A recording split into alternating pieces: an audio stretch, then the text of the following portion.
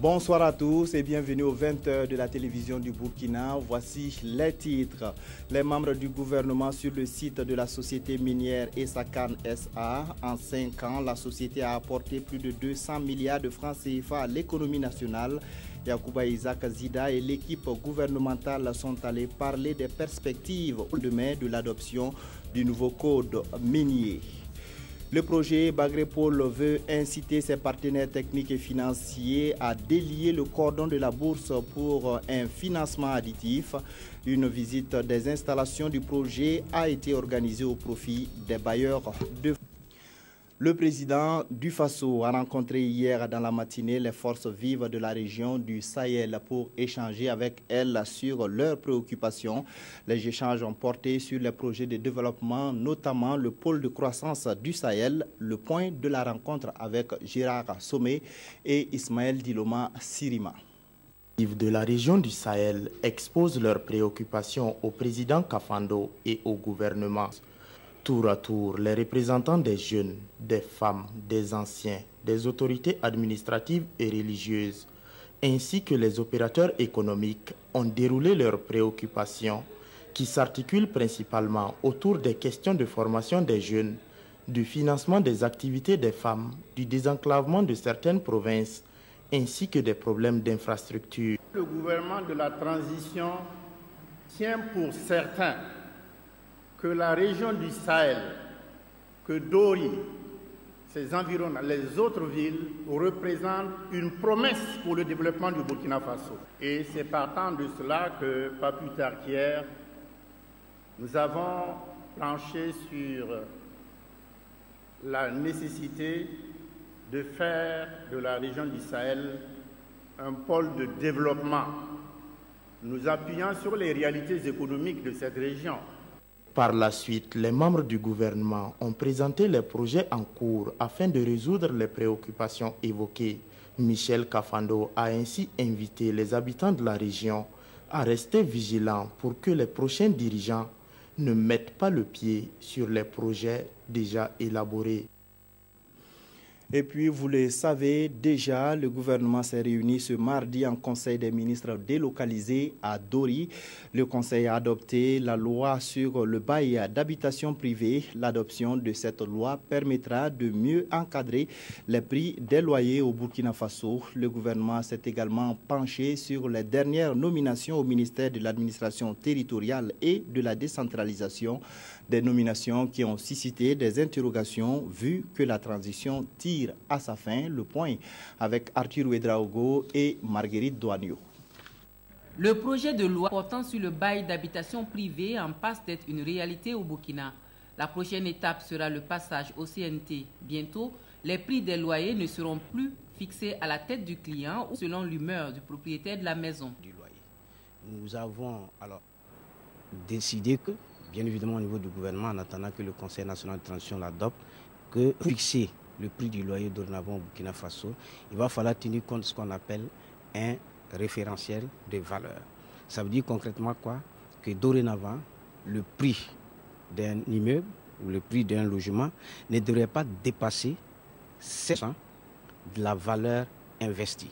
Ça veut dire concrètement quoi? Si vous prenez une maison construite à 7 500 000, si vous faites, c'est le capital investi, 7%, ça va équivaloir à environ 500 000.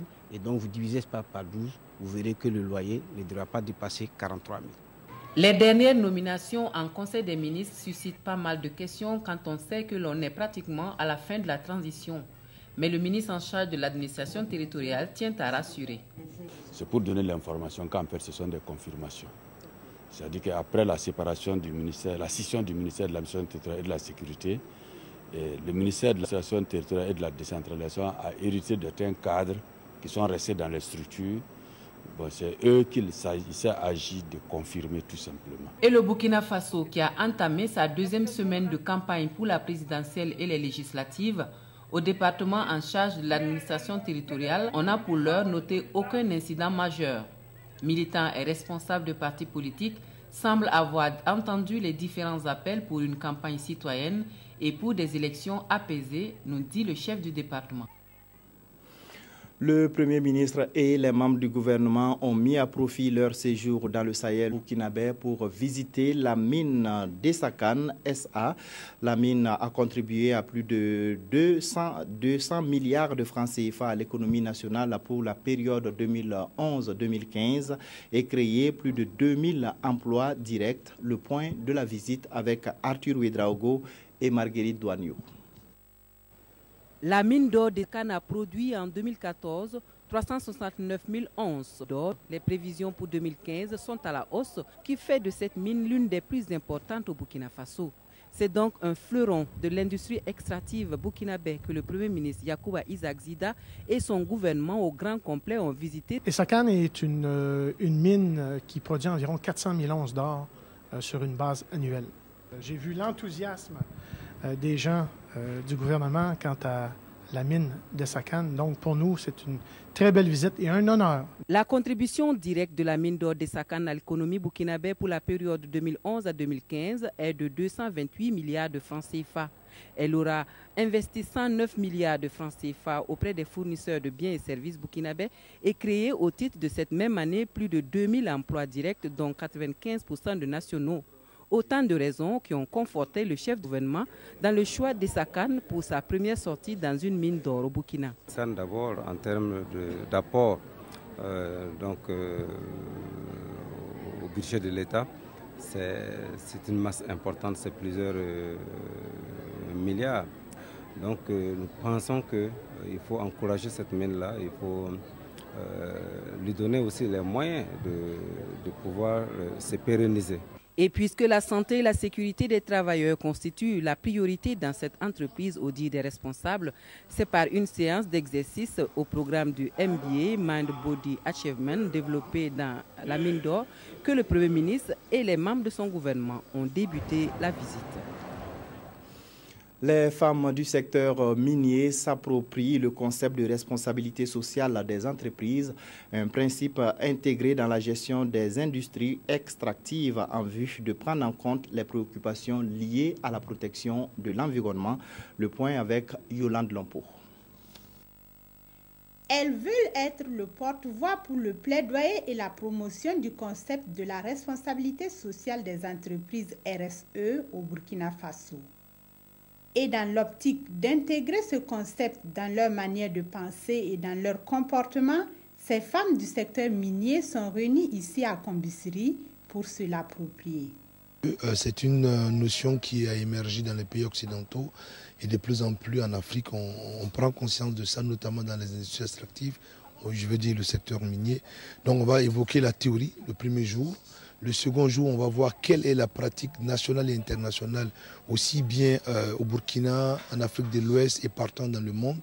Ce concept qui date de 1960 stipule que toute entreprise se doit d'intégrer volontairement des préoccupations environnementales et sociales au sein de sa stratégie et de ses pratiques commerciales. Nous avons remarqué que dans les pays où il y a les industries extractives, la plupart du temps, on investit, on exploite, mais lors de la fermeture de la mine, c'est la désolation. Après la mine, que cet effet de popularisation que nous avons vu dans d'autres pays ne se répète pas au Burkina.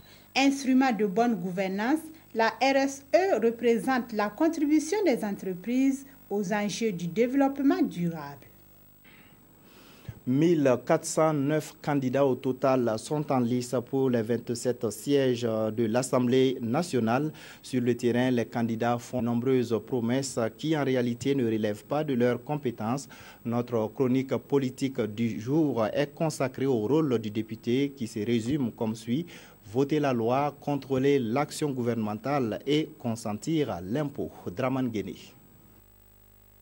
Votez pour moi. Votez pour moi une fois à l'Assemblée nationale, je vous construis des écoles, des routes, des hôpitaux, bref, beaucoup d'infrastructures pour le développement. C'est souvent le refrain de plusieurs candidats aux élections législatives lors de leur campagne électorale. S'il est vrai qu'un député, de par ses relations ou ses moyens propres, peut construire des infrastructures, la loi ne lui confère que 3 missions essentielles: l'élaboration, l'amendement et le vote de la loi. Les députés peuvent donc modifier les lois et même d'en élaborer afin de proposer leur adoption à l'hémicycle.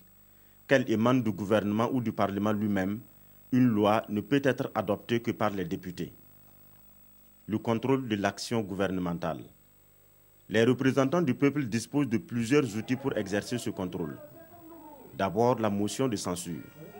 Cette mission permet aux députés de retirer la confiance au gouvernement et donc de le renverser si le programme de celui-ci n'est pas convaincant. Ensuite, le contrôle peut se faire par le biais des questions orales ou écrites adressées au gouvernement. Les députés interpellent ainsi un ou plusieurs ministres sur la gestion de tel ou tel dossier. Enfin, à travers des commissions d'enquête parlementaires. Cet exercice permet aux députés de mener des enquêtes aux fins de situer les responsabilités dans la mauvaise gestion d'un dossier quelconque. Consentir l'impôt. Chaque année, le Parlement vote une loi de finances. En fonction de l'environnement économique du moment, il autorise le pouvoir exécutif à percevoir les recettes et engager les dépenses de l'État. Le Burkina Faso prépare la 21e conférence de Paris sur les changements climatiques qui se tiendra du 30 novembre au 11 décembre. Les conférences sont organisées afin de récolter les préoccupations et les contributions des scientifiques. L'objectif de la COP 21 est de trouver un accord universel pour contenir l'évolution de la température de la planète. Le point avec Nongba Kouda et Nyarkiteda. Dérèglement des changements climatiques, un enjeu économique pour l'Afrique de l'Ouest, c'est le thème général des 2 jours de conférences et de débats à Ouagadougou.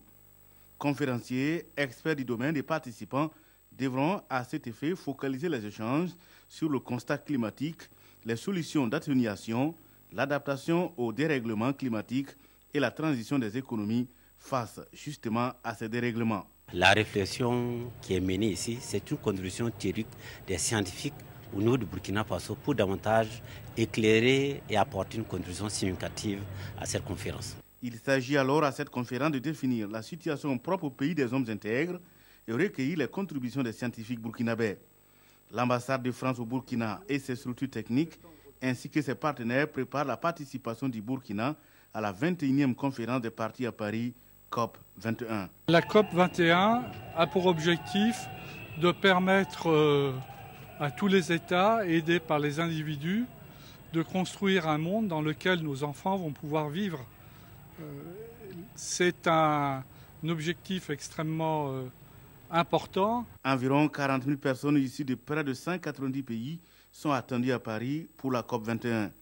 Une conférence qui se tient au lendemain des attentats meurtriers qu'a connu la capitale française, mais l'ambassadeur assure, toutes les mesures sont prises pour une conférence dans la quiétude.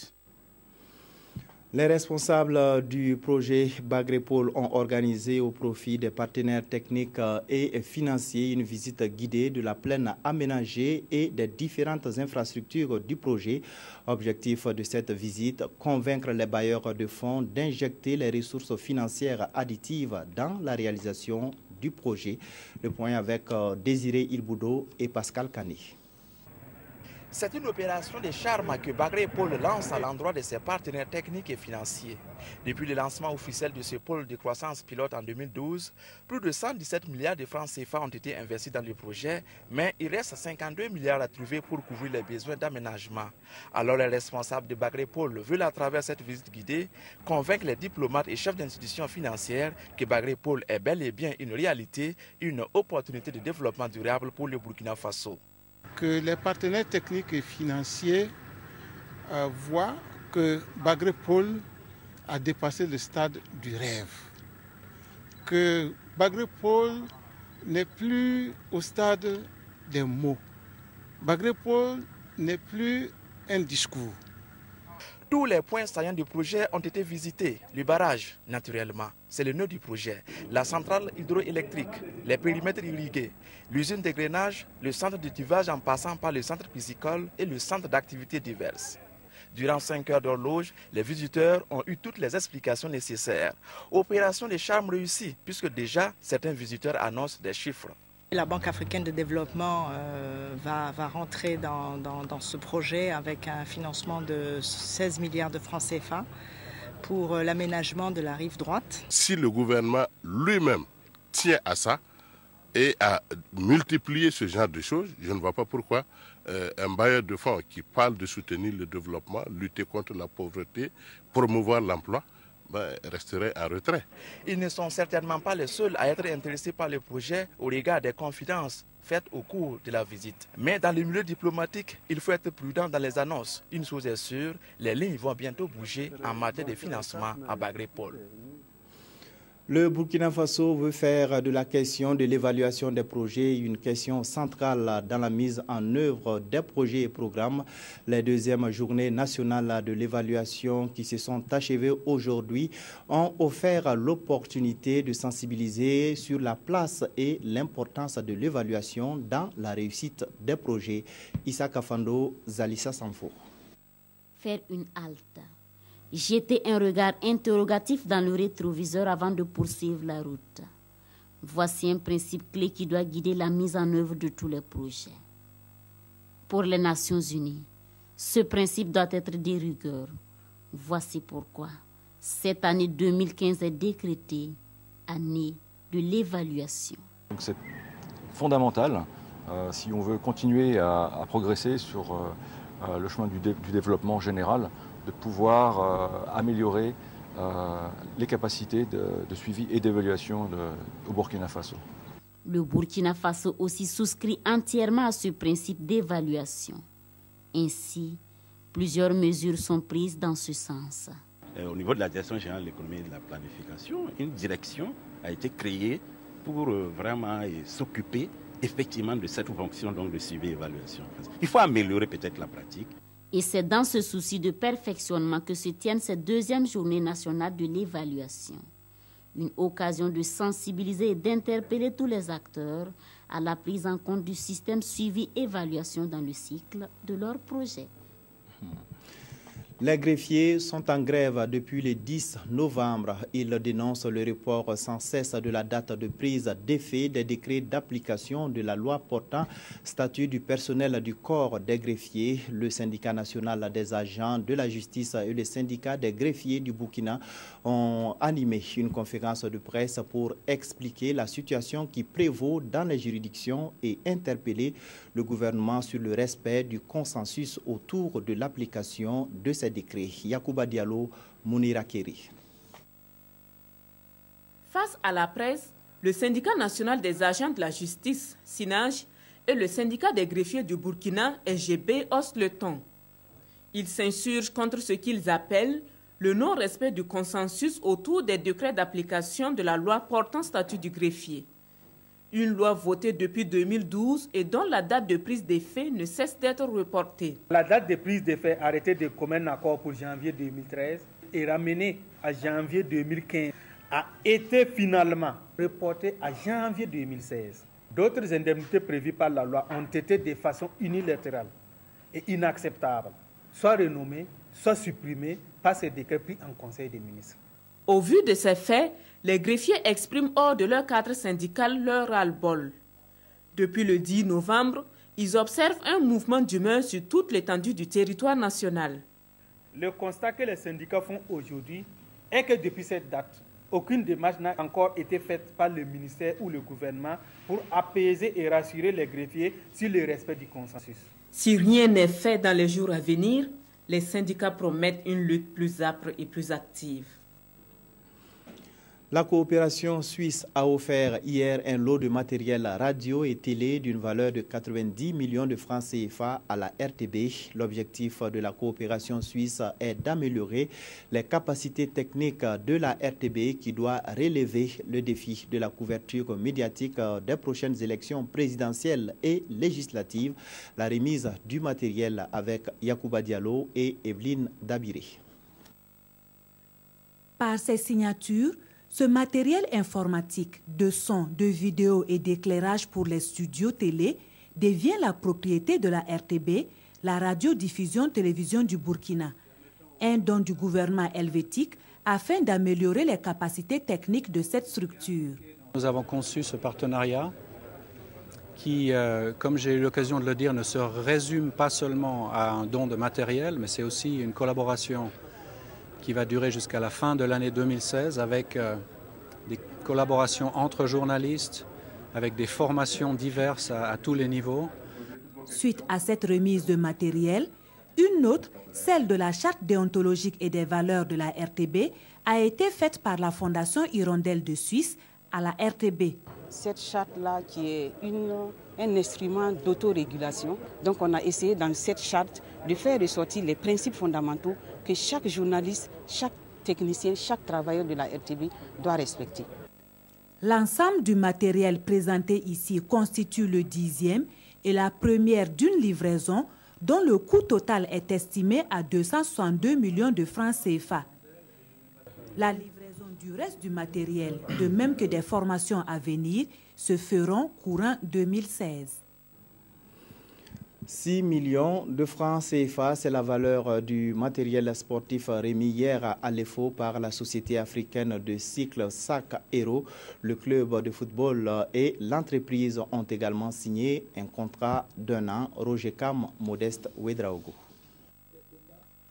Par ce acte, l'étoile filante de Ouagadougou et la Société africaine de cycle SAC Hero se disent oui pour une durée d'1 an renouvelable.